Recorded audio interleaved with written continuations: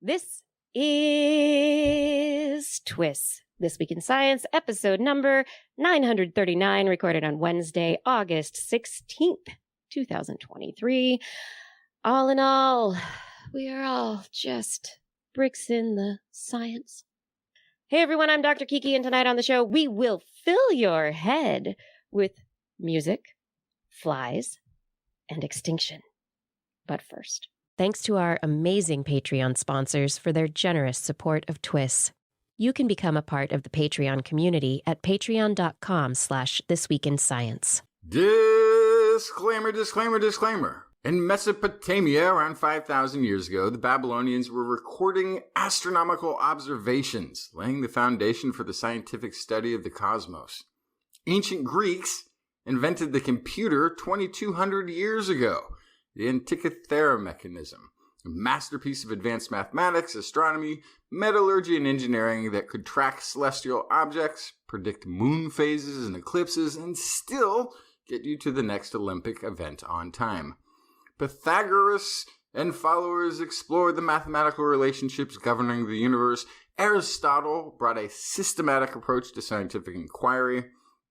The Islamic Golden Age brought a comprehensive medical encyclopedia that influenced medical surgery practices for centuries. Algebra was invented. Chemistry and astronomy advanced.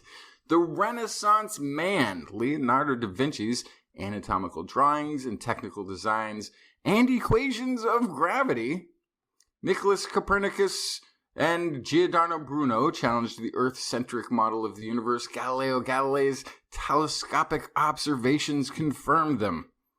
Isaac Newton's Principia Mathematica brought together the laws of motion and universal gravitation, providing a unifying framework for understanding the physical world. Charles Darwin's theory of evolution by natural selection reshaped the understanding of life's diversity and origins. Albert Einstein's theories of relativity upended classical notions of space, time, and gravity. The Copenhagen interpretation, led by Niels Bohr, challenged our understanding of the subatomic world, and the discovery of DNA structure by Rosalind Franklin revealed the inner workings of all biological life. And now, just now, it's being announced that there is another episode of This Week in Science coming up next. I've got the kind of mind that can't get enough. I want to learn everything. I want to fill it all up with new discoveries that happen every day of the week. There's only one place to go to find the knowledge I seek. I want to know what's happening, what's happening, what's happening this week in science. What's happening, what's happening, what's happening this week in science. Good science to you, Kiki. And a good science to you too, Justin, and everyone out there. Blair is out this week, and we would love to send her and her partner, Brian, an immense congratulations, because Blair has brought another human being into this world, and who better to do so? Really, wow. Right? Wonderful, caring people, intelligent, curious. I'm so excited, and I hope everything's going well, and I hope that all of you out there use whatever social medias or whatevers and, do the yay, congratulations, give them the love, because they have now embarked on a whole new adventure in life. Yes, bringing life. One that does not include sleep. Yes! Not a lot for a long time. We'll see how that one goes. But thank you, everyone, for joining us for another episode of This Week in Science. We have, Justin and I, lots of science to share with you. I have stories about dead flies, sexy flies, fake meat, and demons. Whoa. What'd you bring, Justin? I've got music from brainwaves, hidden consciousness in coma patients, the extinction of all humans in Europe, and the best darn Dino tracks anywhere in the world. Dino tracks like music, Dino, Dino, Dino. Yeah, it's a teaser. It's a teaser. You have to wait around and find out. It's going to be at the end of the show. So looking just fast forward to if you're on the podcast YouTube. Just find out real quick and then come back. And in the meantime, I'm going to tell everybody that if you are not yet subscribed to This Week in Science, you can do that. Look for This Week in Science on all the podcasting platforms that you're familiar with. TWIS is another name we go by. We're also on some social medias as TWIS Science, TWIS CIENCE. We broadcast live weekly on YouTube, Facebook, and Twitch. Look for twist.org in the interwebs, and there's all sorts of our website with other disinformation, and you can get show notes and links to stories that we talk about. I always feel like we're giving directions to a party that somebody's already at. Yeah, a little bit, but maybe there's that many. Like if you're listening to this, you already found us. They're already at the party. You don't have to. Whether you're going to take a left before you get to the big. Okay, here's the thing. Here's the thing. This is the party where you're allowed to invite your friends. So tell your friends. That makes sense. Yeah, it does. You ready for some science? Yeah, let's bring it. Yay! It's a demon-haunted world for real. This show is already just.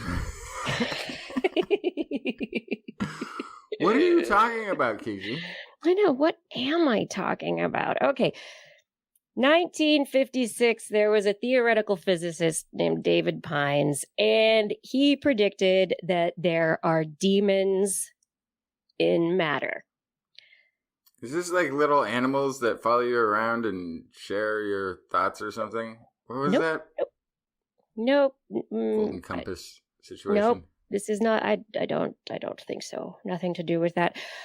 But we know that in materials, especially those that form structures where electrons like to combine and act in a similar way, and they're like, we're happy now, we're sad now, we're happy now, we're sad now. And everybody, the electrons are like, we're doing it all together. And so that's like a nice frequency of the matter and how the matter is oscillating in space and time. Well, this guy, David Pines, he was like, not all matter seems like it would do that. Like maybe sometimes there's like a couple of different frequencies and maybe they're kind of opposite each other. And so researchers in the last several years definitely showed that there are these things called plasmons where the electrons combine and have this wonderful, massful, great interaction, and this is good for superconductivity. It's good for all sorts of stuff. But David Pine's idea was like, maybe sometimes they combine. Because of the way they combine, they're like the opposite of those like mass-full electrons. Maybe they're massless, and maybe they don't interact with light, and maybe, just maybe, they're like these weird things hiding in matter that we can't detect. Let's call them demons. Okay. So it was predicted very long time ago. And researchers were like, that was a great idea. Nobody's been able to figure it out and see it prior to now. So there is a new study that is just out of University of Illinois, Urbana-Champaign, and researchers kind of accidentally found these demons. They were looking at samples of a metal called strontium ruthenate. And it's kind of similar to the metals that are used that work as high temperature superconductors, except it's not. So the researchers are like, what's going on with this metal? Why is it acting the way that it is? What are its properties? What's happening there? So they started trying to look at the electrons. They're trying to see what's happening within this substance. And they found that there were two different frequencies, and they were kind of like parallel to each other. And there was an electronic mode that had no mass.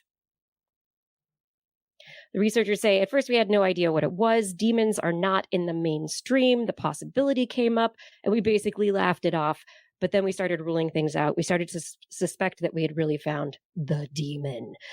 The researchers calculated the features of strontium ruthenoate's electronic structure, and they performed all sorts of microscopic calculations, and they found that it was just as Pines had predicted, that there was a demon observed as a 3D acoustic plasmon in strontium ruthenate, published in Nature this last week. And it wasn't what they were trying to do, but they saw it, and like they said, they tried to laugh it off. They couldn't. So I can't tell if I'd be like really impressed and excited to find out that my experiment had discovered the demons, a 70-year-old paper confirming it. Or if I'd be like, somebody already figured this out. 7 years ago, somebody already wrote the paper on No, it's not like as big a discovery because somebody. But what's going on in the 1950s that people are figuring out the entire future of hidden physics? It was the future on paper. They didn't have the equipment, so they're like, I'll just sketch everything out with math and figure it out. Oh, look, what I'm discovering with math on a piece of paper. And then 70 years later, a physical experiment will be able to find a Higgs boson or this demon state of electric matter. Like, that's wild. It is wild. And it goes along with, we need theoretical physics to do the math and see what's possible, predict lots of different things. And then we get the technology and we do the experiments and we do the measurements. And sometimes the measurements don't make sense. And so we get rid of other possibilities until it's the only possibility is the reality of a prediction that's 70 years old. Yeah. So that's because there wasn't like that many papers 70 years ago.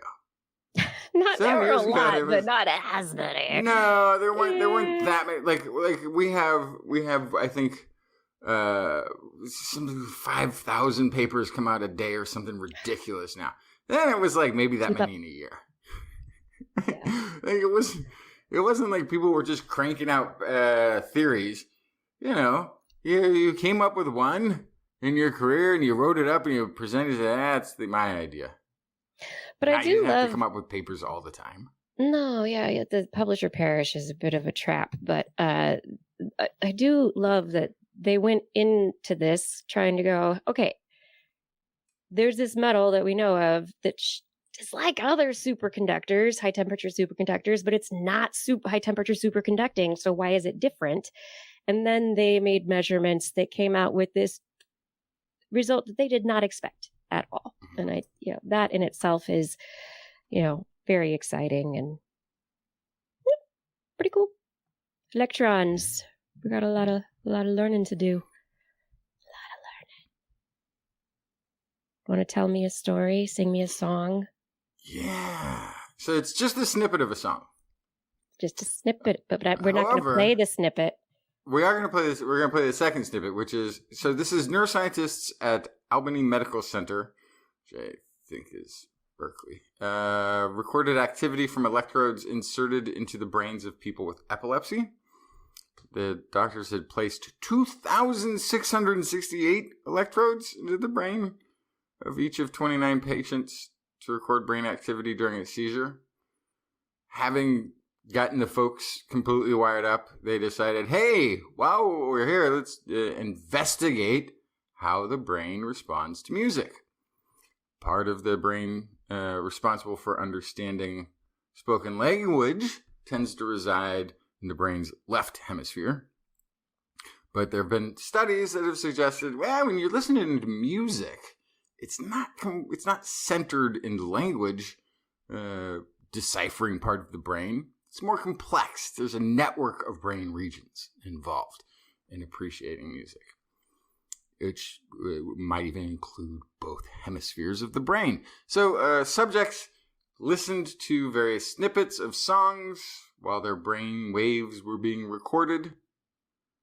Team used these recordings to train a computational model to recognize which patterns of brain activity corresponded to which musical features. So do you have the snippet of the brainwave? I do have the snippet of the brainwave, and we'll play it right now. Let's see if people can recognize it.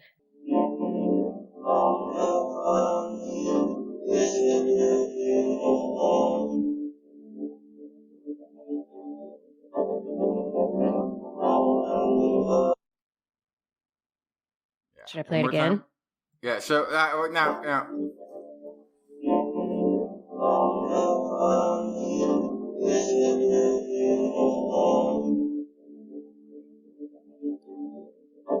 Now, if you haven't gotten it, I will give if you're listening along to this, not looking because it's saying the name of the thing up there.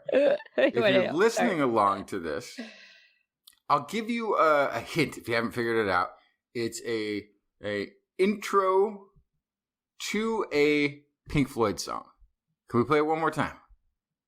Intro to a Pink Floyd song if you're just listening along.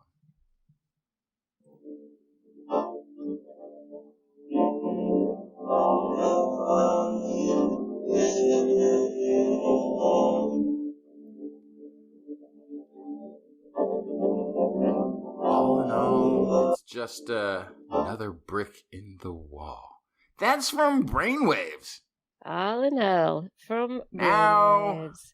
Now I've told you this amazing thing that they can read your brain using... I'm going to take it away. So you're going to take it away. Okay. So here's the part that I don't understand and would want to talk to them about a little bit. So this model was able to reconstruct recognizable version of the original song. Some of the electrodes function somewhat like, they say, like a single piano keys representing individual notes. The algorithm also needed to interpret things like some acoustical elements, volume, rhythm, that sort of thing. But then it says specifically the researchers trained the algorithm on about 90% of the song. Well, wait a second. If you've trained it on the song, then does the algorithm already know what the song is before it interprets it? Because then is it just matching it? That's the part I don't understand. But it has to start somewhere. Yeah. Still. Maybe it's matching and pattern recognition, but it has to start somewhere. It has to start somewhere. You have to be able to connect those brainwaves to what's being heard. But if it's just trained it on, okay, this should sound like this should look like this, if you hear this sound like that, fine. And then, by monitoring the brainwaves, they can actually hear the song. So the researchers hope that this will be used in the future for mind reading. Oh, wait. No. The team said they weren't interested so much in the... they're interested in the mind reading aspect of this, but they're more interested in identifying the brain areas responsible for perceiving different musical features. And part of this is because they might be able to one day use it with patients who struggle to speak as a result of strokes, injuries, degenerative diseases, and allow their minds to communicate directly. The mind's communicating directly. That's like the big one. No. It would be amazing to have technology that could enable people who are in a locked in syndrome to communicate, right? To talk with people. There's so much as to the potential of this. We've already looked into the visual cortex. We've done some speech recognition, rebuilding of speech in some experiments, but this with music is a different way of looking at it, and it's pretty interesting. Yeah, and we would play you the original version of this. Somebody's asking, is that the choir? No, that was Waters.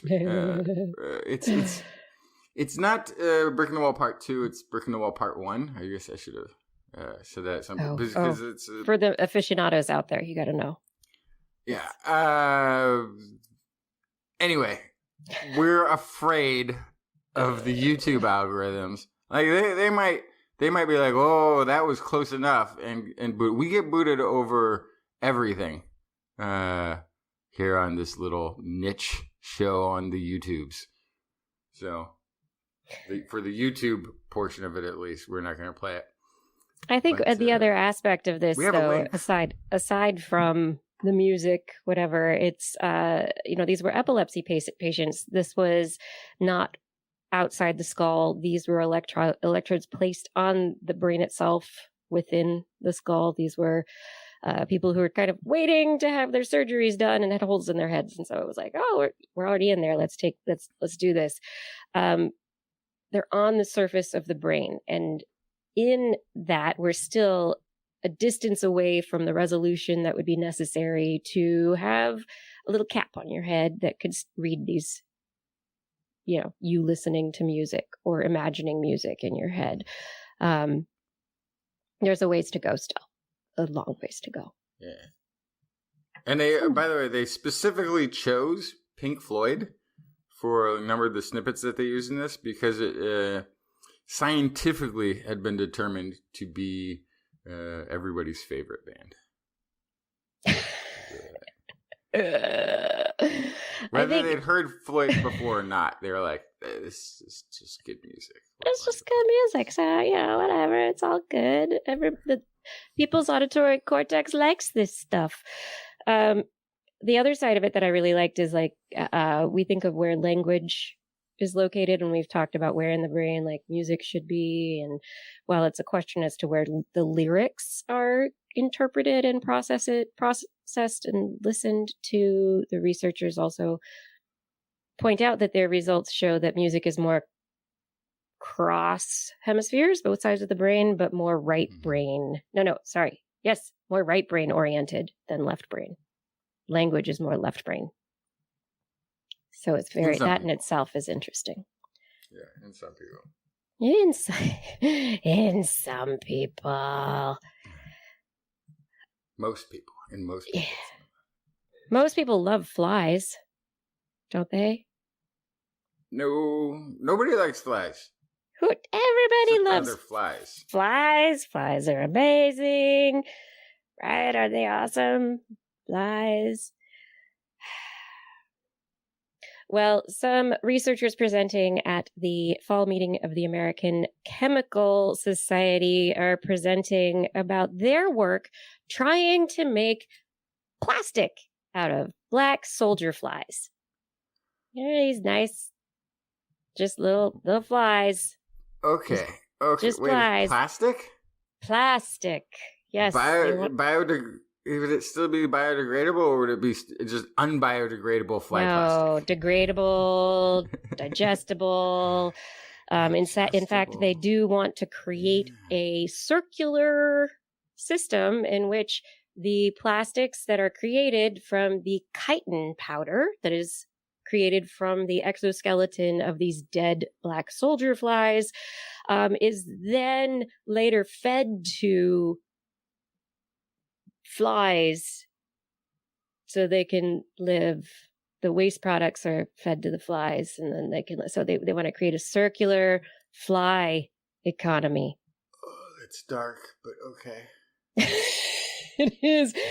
So researchers previously have looked at glucose that comes from sugarcane, from trees, from all sorts of products that also have other uses. And so economically, if you can come up with a source of glycosides, glucose-based polymer products, you have the potential to not have weird pricing in the market and have it's just its own thing, right?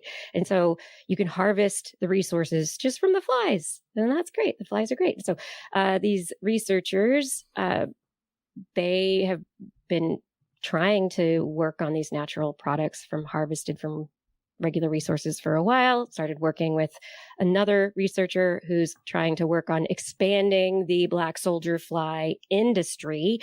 And so they worked on examining these dead flies, found that the chitin could be used to make a sugar-based polymer. And manufacturers already use chitin from insects, shrimp, crabs, things that are kind of waste byproducts, but we don't necessarily need to use shrimp and crabs for these things. We like them for food. Anyway, can we use insect carcasses? Make plastics that don't cause seafood allergy triggering? Could. Fly larvae? It's still very dark, but I mean, I guess that would be, in the realm of life. It's just the feeding it back to the flies thing. I think that's the part. But yeah, it does it for me as well. But I think they're not thinking that 100% through, because there's always energy loss at every trophic level. Of course, so but it would have to be supplemented, of course. Baby grasshoppers or something. They're hoping they can also use these chitin powders to create, use the polymer to create stuff like chitosan that can actually be used to create super absorbent hydrogels that could then be put into the soil to allow soil to hold more water, especially in drought areas. So the soil would hold more water, and then it would be better for agriculture and all sorts of things. And it would degrade and not cause a lot of microplastics problem. It's the fly science. Yeah, flies. Yeah. Flies. Who needs them? Maybe we do. It's possible.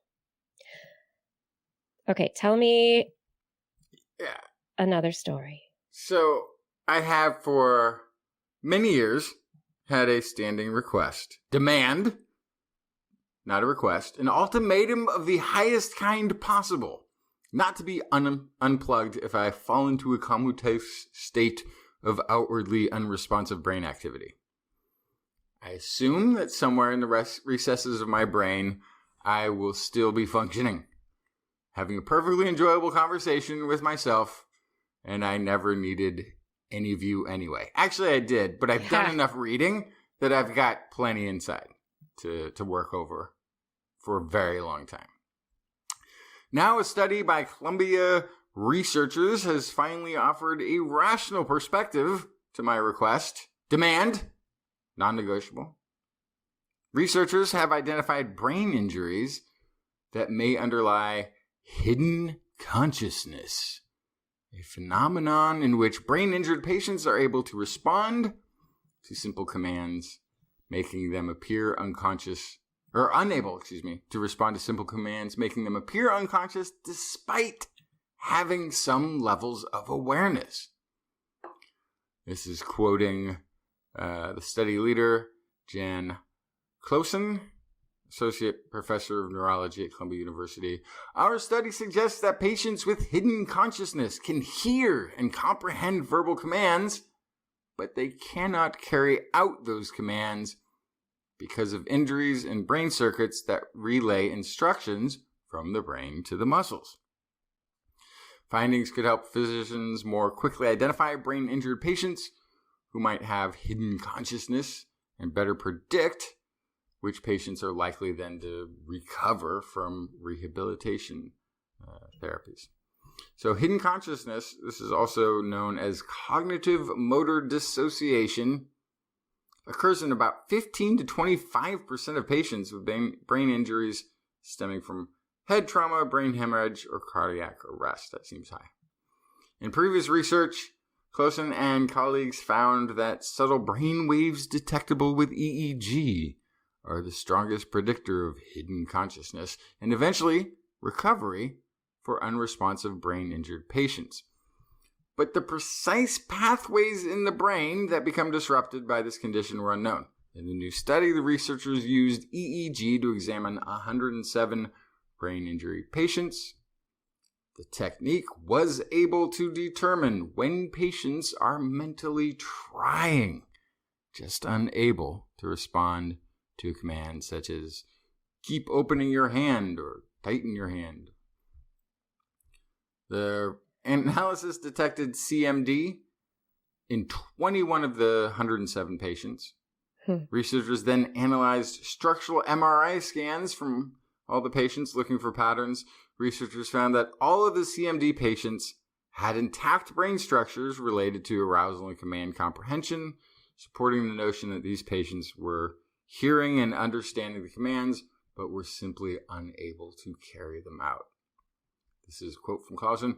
We saw that all the CMD patients had deficits in brain regions responsible for integrating comprehended motor commands with motor output, preventing CMD patients from acting on verbal commands.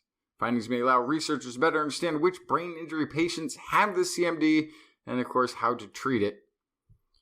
And more importantly, they provide a scientific basis for keeping Justin plugged in. Now, I do want to point out. Yes. I do want to point out. Please do. That this also has to do with the awareness of the outside world still being persistent. I still don't need that. You're fine. So if I fail this test, if it doesn't turn out I got the CMD, still do not unplug. I don't need you, any of you. I did early on, and then sometime in the mid-20s, I'd read enough stuff that I'm like, I have enough to work with now. The rest of this is just composing novels within your brain. It's composing out, solving mysteries of the universe, whatever it is. I'm fine. I think the great thing about this is that it starts to get at a methodology that is more achievable by more medical institutions. So things like MRI, fMRI, more complicated imaging techniques, they're not available to every hospital. And so if you have a technique that you can work out that's like, hey, here's a brain signal you can get by EEG, which is, a little more available to medical doctors. You look at it, you go, oh, we got the signal. Maybe we need to transport this person to a facility that can confirm with MRI. And so you start really getting at the root of being able to treat patients correctly, which has been a huge question for a very long time because we haven't known. We don't know. Yeah, like before it was like people were in a coma and they decide, well, pull the plug, don't pull the plug. Some people just they're not plugged in. You unplug now their phone isn't charging. Yeah, that's all. But then people come back. Mm-hmm. People have come back from these states and just become functional again at some point. And it's such a mystery is what was preventing. Of course, it's networks in the brain being able to communicate, and the plasticity of the brain being able to repair itself at some point, then re-establishes those controls in some. But the being able to detect these very subtle, nuanced brainwaves, this is really a step forward. So this is very hidden consciousness. It is. I sometimes feel like I have hidden consciousness already, even like in my conscious state. Like there's another hidden consciousness not the thinking same, about but something else. Yeah, that's a whole other thing, psychological thing. That's not the same as what you're talking about. That's something I should take up with my therapist. Is this what you're saying? Yeah, maybe. No, or just don't. Whatever. Just leave it. Push it deep down inside. It's all good. That's usually how I stay hidden. Don't let them find out. Never let them know.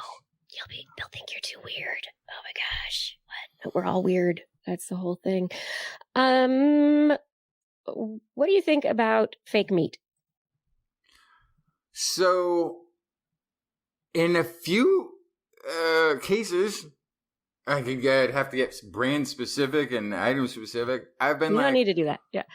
I've been like, wow, this fake chicken frozen patty thing is actually darn good. I don't know why I'd bother going and get a chicken one versus this. This is perfectly acceptable.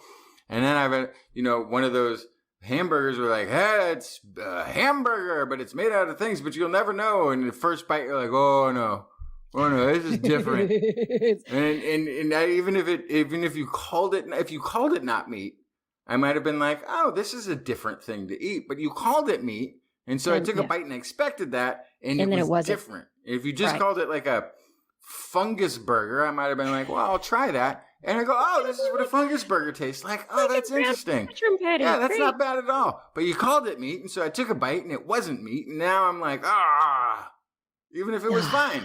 So yeah, I think they set themselves up for disappointment if they call it meat, and it's really not there. I think so. So some researchers have just two stories out this week actually related to different kinds of fake meat. A research team just publishing in Nature Communications has been trying to make fake meat juicier, more palatable. Put that hema in there. Put that blood, that fake but not blood, but it's the fat, right? So when you really like a burger, if you're a meat eater, a lot of times it's the fat, it's the marbling, it's the, it's that juiciness that comes through that makes you really appreciate this thing that you're chewing on, as opposed to the very dry, powdery thing that was the fungus burger that you tried to eat just a moment ago, but are now like spraying as you talk. These researchers, in trying to figure out how to make the meat more palatable and better, said, what if we just add water? What if we just made like juicy is juicy? Add more water. And so they created a hydrogel plant protein, basically a lattice that can be part of the plant protein that is whatever the fake meat is going to be. And the microgel goes, yay, I like water. I like the plant proteins. I like all of it. And it pulls it all together and makes an ultra lubricated fake meat for your mouth hole. In this, they say they offer a unique platform to design the next generation of healthy and palatable and sustainable foods. They used atomic force microscopy to figure out whether or not their molecules were doing what they wanted to do. And the researchers say seeing the images from the atomic force microscope was an exciting moment. The visualizations revealed that the protein microgels were pretty much spherical and not aggregating or clumping together. And so we could space out the plant proteins within it. And our theoretical studies said this is what would happen, but it's nothing like seeing it for real. And now the researchers are wondering if not only they can add this to the future of fake meat, but also to reduce fat in foods that we currently eat that are processed that have fat added to make them more palatable. So can we use this microgel to make things juicier? Hey, what would happen if we added it to ground beef to make a hamburger with? Would it make it even better? What if you took a 1% fat ground beef thing and added this as opposed to like the regular fat ground beef? I don't know. I'm not in charge, but this microgelation process does have potential, and we'll see where it goes. It's not adding anything odd to the food. It's adding water, and that could be better for a less meaty future. Additionally, a different group of researchers decided that they're going to try and figure out how to make great fake seafood. And that's a problem. So this is, again, they're going to present the results at the fall meeting of the American Chemical Society. And we all know seafood, it's not fished sustainably very well. We have issues. Who knows how long seafood's going to last? When are we going to be eating the jellyfish? I don't know. But these researchers decided that we're going to approach this. And so calamari, let's do it. Make some deep fried calamari rings, 3D printed from a microalgae protein and mung bean protein. And mung bean protein is also a byproduct of some mung bean processing and other things. So it would be using stuff left over from the use of the mung beans. So potentially we'll be able to have these mock seafood products in the future. They think that this microalgae will work in a non-immune stimulating way, We wonder sometimes some algae supplements and some algae based products have caused allergies. But we hope that these will not, and they don't think that they're going to specifically. But the question is the future? Is this the soldier flies? We could use some black soldier flies, exactly. But is this the beginning of like the replicator? Is this the beginning of Star Trek and the replicator? I would like calamari, and you wait for it to be produced. Yeah, I have never been impressed with calamari to the point where the fungal black soldier fly combo version of it would be just as palatable. Probably. It depends. Some people love calamari, other people don't. This could be 3D printed to be other products that are seafood related. They've given it a nice fishy flavor. It's got lots of omega-3s. Very healthy. 3D printing. Do I find it fishy? I didn't make that joke, although obviously I did.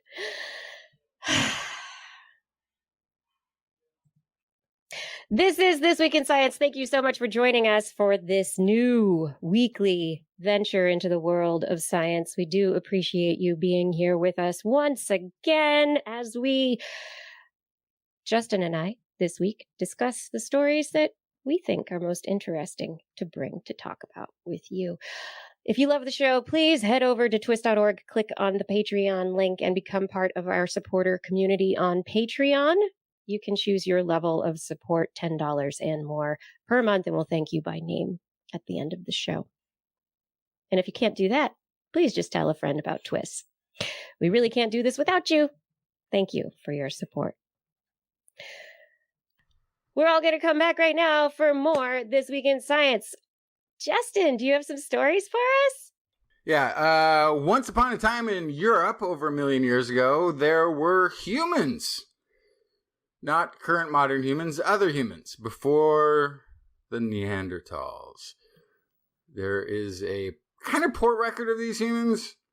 Some debate and controversy about how to define them within the hominid family tree, and how they may have played a role in Neanderthal, or possibly even modern human evolution. But now, perhaps, much of those considerations can be laid to rest. Paleoclimate evidence has revealed that around 1.1 million years ago, southern European climate cooled dramatically and likely caused the extinction of any archaic humans on the continent, according to a new study led by the University College London researchers. Ouch. So there's this Homo antecessor. It was like, oh, this one is the precursor to Neanderthals. It's already in Europe. It's probably the wrong, and it was probably the wrong for a lot of reasons. As the just ancestor, there could be a version of early hominin that did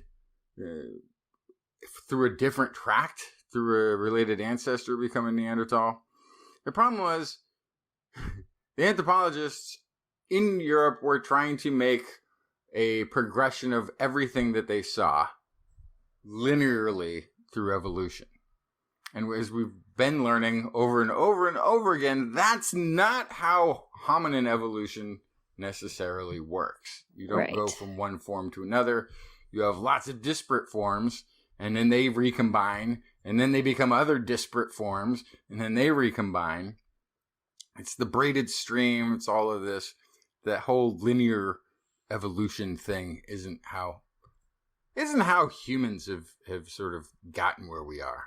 Anyway, this is published in the journal Science. The team of researchers discovered the occurrence of this previously unknown extreme cold snap around 1.1 million years ago.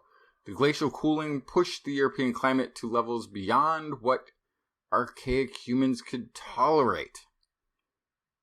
So this is the oldest known humans remains in Europe are 1.4 million years ago. Thought to have arrived from Southwest Asia, which is also they think it arrived from there because there's other things that seem similar to it in Southwest Asia. But then again, braided stream, all of these things will be updated at some point. Doesn't matter. The climate around that time would have been generally warm and wet when these early humans got there. So they might have had some mild cold periods, but nothing severe. Up till now, the prevailing theory is that once these humans arrived, they were able to survive through multiple climate cycles and adapt to the increasingly harsh conditions. But this is senior author and professor Kronos, it's a Greek name, oh gosh, Tidakis, UCL Geography, said, our discovery of an extreme glacial cooling event around 1.1 million years ago challenges the idea of continuous early human occupation of Europe. So they did some modeling. This was actually all based on marine microorganisms. And then they went further and examined pollen content in deep sea sediment cores to reveal, these were all off the coast of Portugal, to reveal the presence of an abrupt climate change that culminated in extreme glacial cooling. Ocean surface temperatures off Lisbon dropped below 6 degrees. And there were semi-deserts expanding on the adjacent lands. Lead author Valsik Margardi, also UCL Geography. To our surprise, we found that this cooling was comparable to some of the most severe events of recent ice ages. They ran some modeling, and they found that there's basically no way that small bands of hunter-gatherers could have survived, especially since early humans may have lacked adaptations, sufficient fat insulation, also the means to make fire, effective clothing, or other shelters. So that's the thing, is I can't even imagine, you've got this looming climate crisis, no way to prepare for it. And that would just be tragic. You know nothing. You know nothing. You have no idea it's coming. It's just coming. Yeah. Because it's a planet. It's not you, it's the planet. So they also kind of find this backed up with a somewhat of a mystery in the archaeological record, where there's some 200,000 years where there's no stone tools or remains being deposited. So, looks like humans got wiped out. Which, and then other humans started moving in after this period. This is where Justin should pivot to Justin doesn't believe Denisovans were Neanderthal cousins, but the your Homo hybridization erectus theory, right? Yeah, but it does make sense that the Neanderthals become such a distinct hominin for a really long period of time in one region. It makes more sense if the Homo erectus, which has spread throughout all of Eurasia and Oceania, just isn't there. It makes a lot of sense why they would be sort of distinctly, isolatedly classic Neanderthal for such a long time. Whereas because death. Because there was death. Because they had the open human hominin niche there that they could fill. Compared to the Neanderthals that went that headed east, that became Denisovan, and I think likely interacted with late Homo erectus. Although late Homo erectus, also the further you go along late Homo erectus, like everything technically, I guess at some point be late Homo erectus. Like they have like the Homo floresiensis, the little hobbit. Mm-hmm. One of the things they think, that's a late Homo erectus that Island Dwarf isn't. And then there's the other one, Luzensis or something else. It's very much hobbit-like, but instead of Flores, it's over in a different island. Yeah, it's in the Philippines. It's another one. Also, the one in the Philippines, the indigenous people have the highest rate of Denisovan DNA out of anybody at around 5%. which is very interesting. But I think what's really fascinating here is this just kind of adds another, I don't know, is it another thread to the braided stream or another brick in the archaeological history wall of humanity? To bring it back around. Yeah. I don't know. So what else you have? The if you have, I have 5-6% Native American DNA or ancestry. Ancestry. Yeah. From the DNA, right? From a 23andMe thing. That means, and that fits because I have a great grandmother who was Native American. When you're talking about 5% in a population that's existing today, that doesn't mean that everybody's great grandmother was a Denisovan, right? In the larger population, when you're attributing something to an archaic, you're not talking about ancestry. It's a little different. I just want to clarify it. Yeah, that's an important what clarification. you're talking about is conserved DNA. And what's likely being conserved is also selective.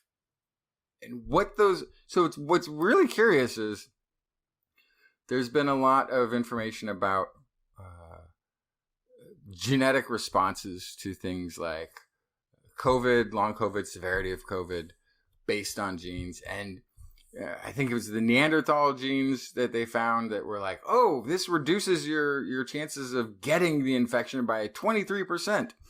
However, apparently whatever enzymes eating up the virus in that phase of your immune response, there's another immune response that apparently was selected for a different type of viral infection because you're more likely to die from COVID if you have that. So it's like a double-edged thing, but it's likely some sort of immune or survival related gene selection for that much to be conserved for that long. So there might be, like, I think you were talking about this a couple weeks ago, there may be things that medical science needs to look at. Therapeutics and the genetics of whatever. Why are these conserved? What are they doing?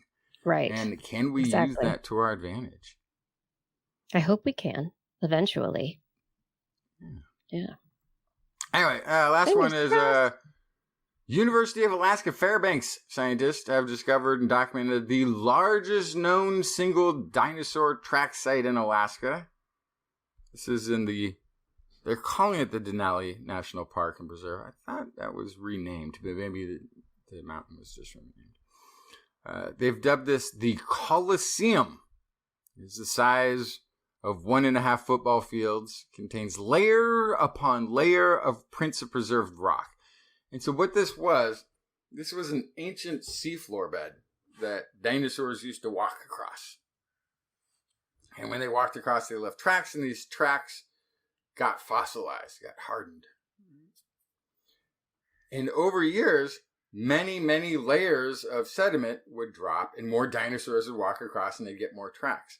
Then there was, over geological time, a sort of up push in the crust, and this whole seabed ended up turned vertical and sort of sliding apart on a cliff face.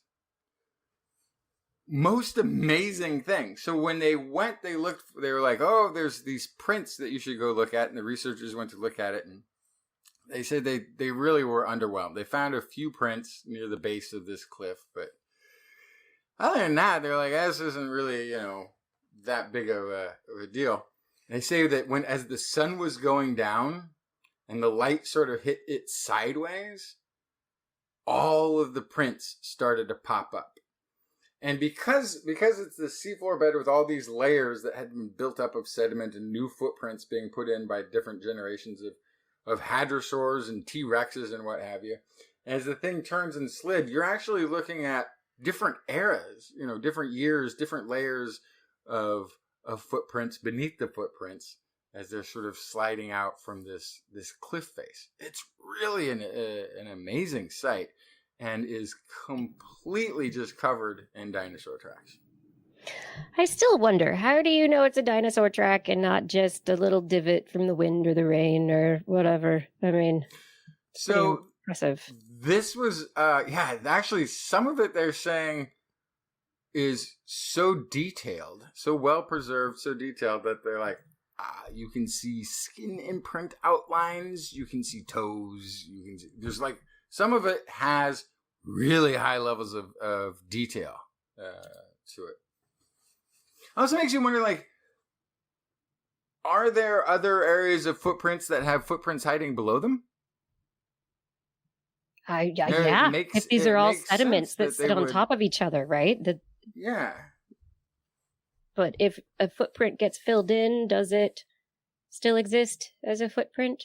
I guess it does, because it's well. I mean, I wonder layer. If you could, if deep ground penetration with the right way could find more of these. I don't know how. Then again, I don't know. Like, I get it. Every paleontologist is like be really excited. Like, how many do you really need? All of them. I want all of the. You need all of the data, all of the time, every time. What is this? This tells us that these dinosaurs were running around there. What does this tell us about? I mean, is it just, okay, we now see these footprints? I mean, what does it put together for the environment? Is this... Well, it wasn't just dinosaur prints, too. There's also, like, apparently flora and fauna. I mean, like flora, plant imprints and stuff. So there's actually, this is 70 million years ago, so Alaska was pretty tropical, apparently. It was a very lush, this is a very lush area with all kinds of, the flying dinosaurs and the walking dinosaurs and the carnivorous dinosaurs and even dinosaurs that preferred fungus burgers.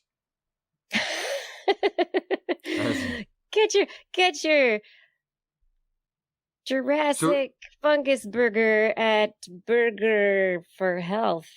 So it creates a really nice snapshot of everything that was active in the area, along with the plants that they would have been encountering, and it creates the picture of an ecosystem.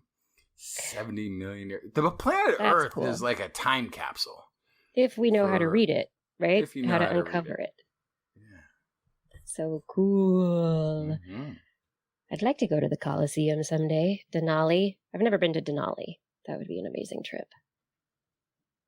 TWIS trip. We need to do it. Let's find dinosaur tracks, everyone. I have a story I want to talk about. The octopus brain. Researchers want to know how octopuses learn and remember things. And in this recent study that was just published in eLife, researchers from Hebrew University in Israel, Harvard University, and also Rupin Academic Center in Israel have been trying to figure out how the nervous system of the octopus works together to allow it to learn and remember stuff. Because we know the octopus is smart, generally. Octopuses as a group of animals, right? So they looked at a very common octopus. It's a common octopus. It's called Octopus vulgaris. That's the octopus is always telling all those awful jokes. Yeah, it's vulgar. They checked out a part of its brain called the vertical lobe, and this vertical lobe is known to be involved in behavior related to long-term memory. And so they're like, all right, let's look at these neurons. Let's see how they piece together, and let's figure out what's going on in there. And so they connected a whole bunch of things, and they determined that these octopus brains, this part of the brain, the vertical lobe, is really special in that it manages long-term memory using something called long-term potentiation, which is also found in mammalian brains. However, it does it in a different way. So long-term potentiation in the mammalian brain, we have these particular receptors and we have circuits that are involved in connecting through what's called a Hebbian mechanism of association. And so these associative memories in the mammalian brain happen related to ion flow and receptors that are present in particular areas of the brain. However, the octopus has these really neat vertical circuits. It's beautiful. They've done some beautiful work putting these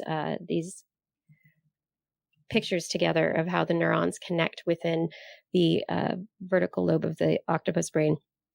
And what they determined is that there are basically like 7 different cell types in there. There's a couple of cell types that are called amacrine cells that do the majority of the work. And there are simple amacrine cells and there are complex amacrine cells. And the simple and complex amacrine cells both work on a feed-forward manner. They both go information, information, information, and they tell the motor neurons and everything else in the octopus what to do.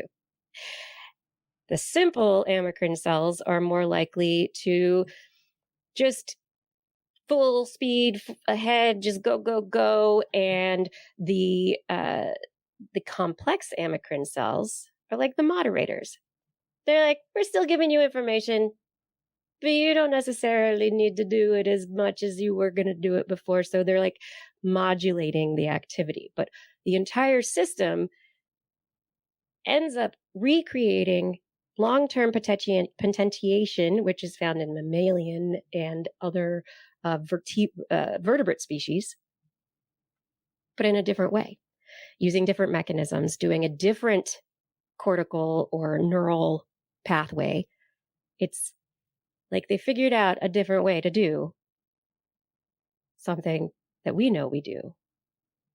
And that's the cool part. So now they can compare between the octopuses and the vertebrates and other species that have this long-term potentiation to be able to see if there's lots of big differences.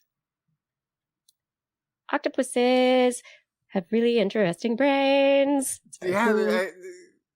There's more than one strategy to an active, intelligent brain.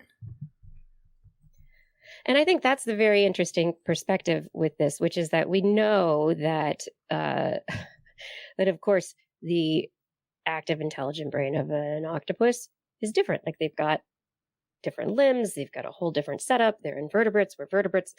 everything's different there. But this is part of that learning for us that there's not just one way to solve the problem. And that when we look at neural networks and the way that information processes through a neural network, there are different ways to put it together to come to a solution that's very similar. This is also, I think, the greatest evidence for me that none of the eyewitness reports of alien encounters. Wait, what? Like, yeah, well, if you take those, they usually describe a hominin, right? They usually describe something that's human, basically a human ancestor that would have to be removed by evolution. If you went to the way the evolution finds solutions to things isn't just to say, oh, here's where we're heading, here's the one thing in the billions of stars that we would create as life.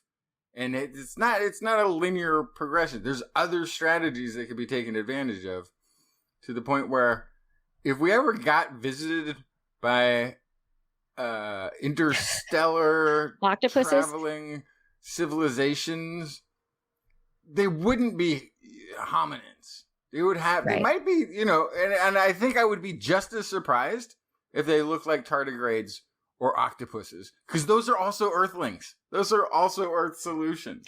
Right. So different planets are going to have different solutions, and that's different solutions will have to handling problems, to overcoming things, to build on, to improve on, and once you've started building and improving on a thing, you keep that form. The octopuses are unlikely to go, this whole 8 tentacles is just more complicated than it needs to be. Why don't we just focus on becoming bipedal and using just 2 of them to manipulate objects? Like, it doesn't make any sense. So yeah. So so this anytime particular I see part, something like this that shows a different strategy to do something that we sort of fundamentally take for granted, as mammalians, like that's just how a brain should work. a different brain. Yeah, and that learning brain. and associative learning specifically is not always the same exact mechanism as of what we have learned for long-term potentiation with NMDA receptors in vertebrate brains, according to variation Hebbian on one planet. biology. It's just on one planet we have variation. In one system, Yeah. Feed forward, though. It's very exciting. Researchers are interested in this because of where it could take us for understanding memory networks generally. John Hogan says, don't they have separate brains in their tentacles? Well, they've got neuronal tissue elsewhere. So you have, from your colon up to your esophagus, your entire digestive system is lined with neuronal cells. Absolutely. Which you could say you have a brain in your stomach, but do you? It pushes you to do things. But you have neuronal tissue. Yeah. That, When is a brain a brain? When is a brain not a brain? When is a collection of neurons a brain? These are very interesting questions that should be addressed. So now, of course, let's talk about fly sex. Of course. Yeah.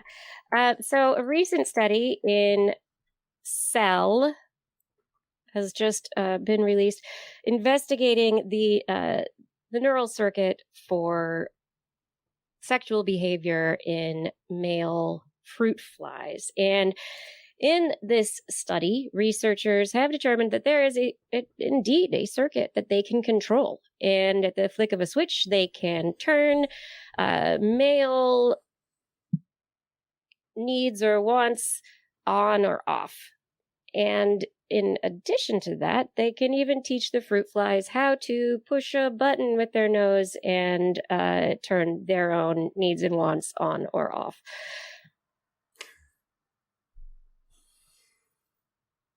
And add your own correlation to modern male human existence. These are flies. These are not modern male humans. These are just flies. And they're looking at the various areas of the fly brains to see how they were stimulated.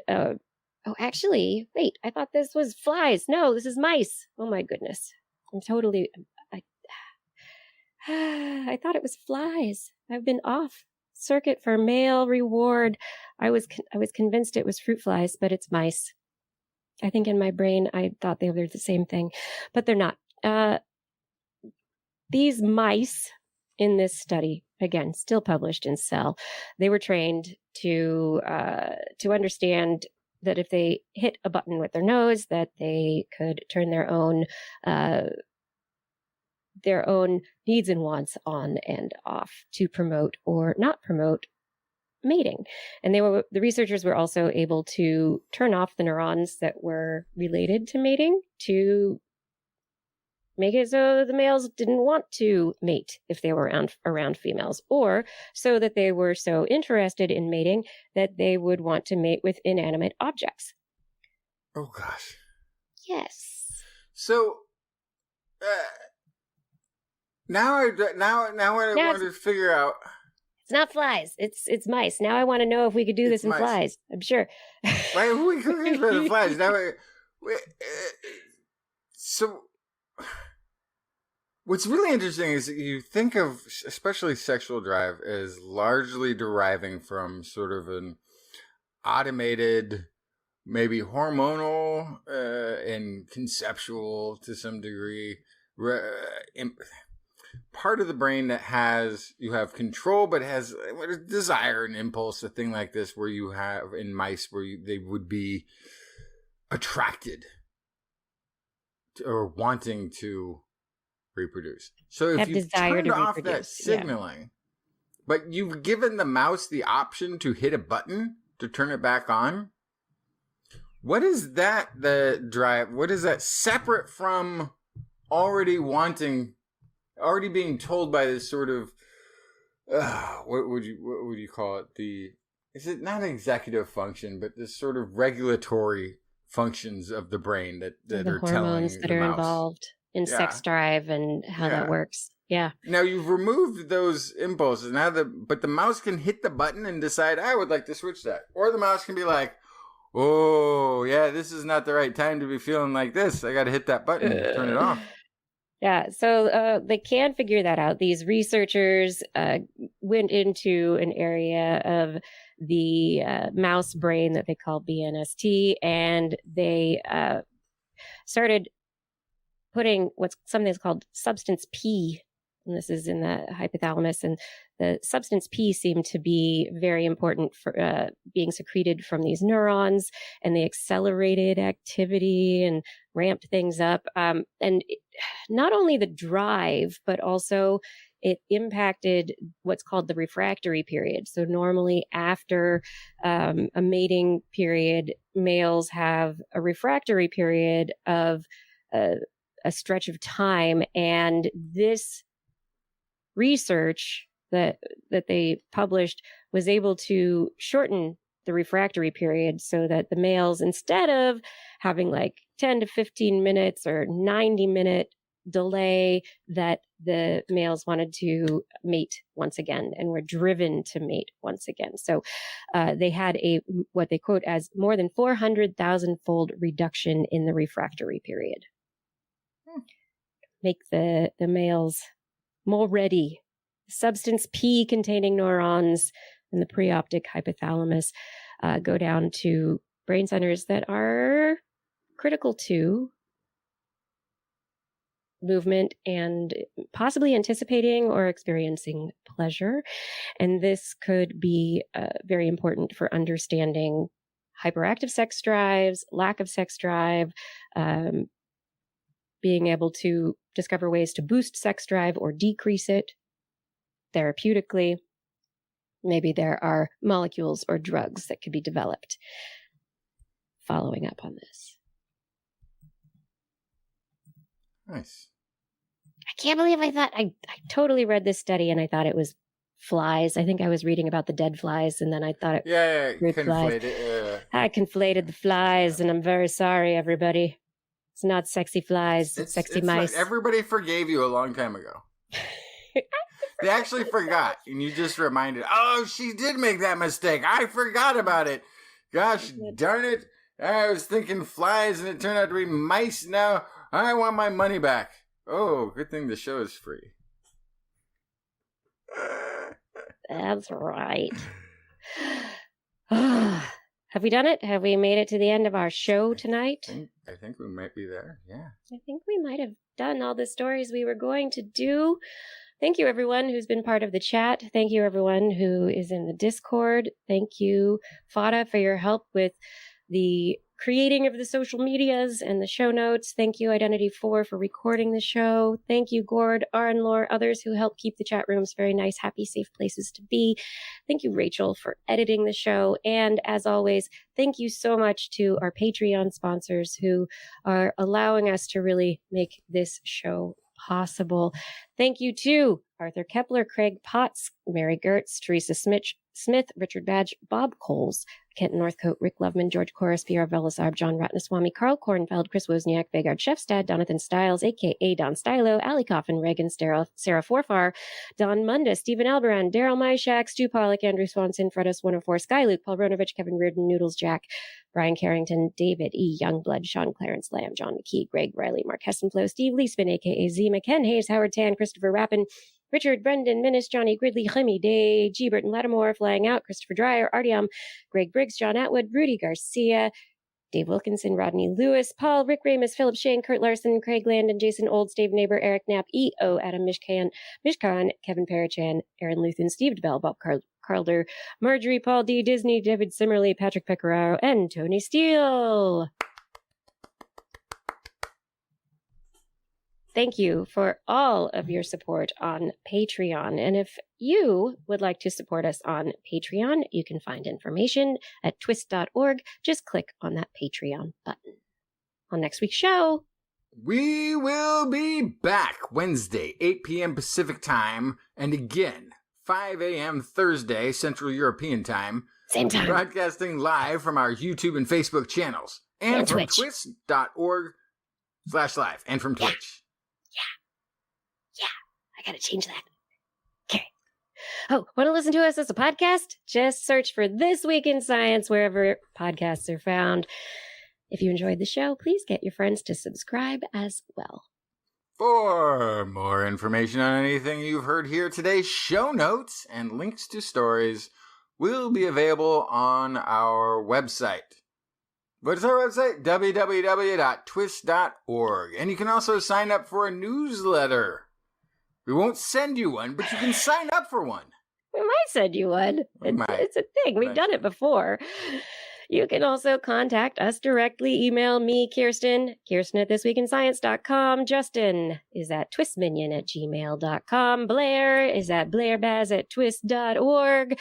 And if you want to make sure that it doesn't get spam filtered into oblivion, put TWIS into that subject line, especially if you want Blair to get your congratulations for the new baby in her family. Yes. You can also hit us up on, are we doing the what do you call it, the platform formerly known as Twitter? Are we still? I don't think I've been there for a while. If you go there, though, you can find at TWIS Science, at Dr. Kiki, and at Blair's Menagerie. We love your feedback. If there's a topic you'd like us to cover or address, a suggestion for an interview, a haiku that comes to you in the night, please let us know. And we will be back here again next week. We hope you'll join us again for more great science news. And if you've learned anything from this show, remember, it's all in your head. This Week in Science. This Week in Science. This Week in Science. This Week in Science, it's the end of the world. So I'm setting up shop, got my banner unfurled. It says the scientist is in, I'm gonna sell my advice. Show them how to stop the robots with a simple device. I'll reverse global warming with a wave of my hand. And all it'll cost you is a couple of grand. 'Cause this week's science is coming your way. So everybody listen to what I say. I use the scientific method for all that it's worth. And I'll broadcast my opinion all over the earth. 'Cause it's This Week in Science. This Week in Science. This Week in Science. Science. Science. Science. Science. Science. This Week in Science. This Week in Science. This Week in Science. This Week in Science. This Week in Science. This Week in Science. This Week in Science. This Week in Science.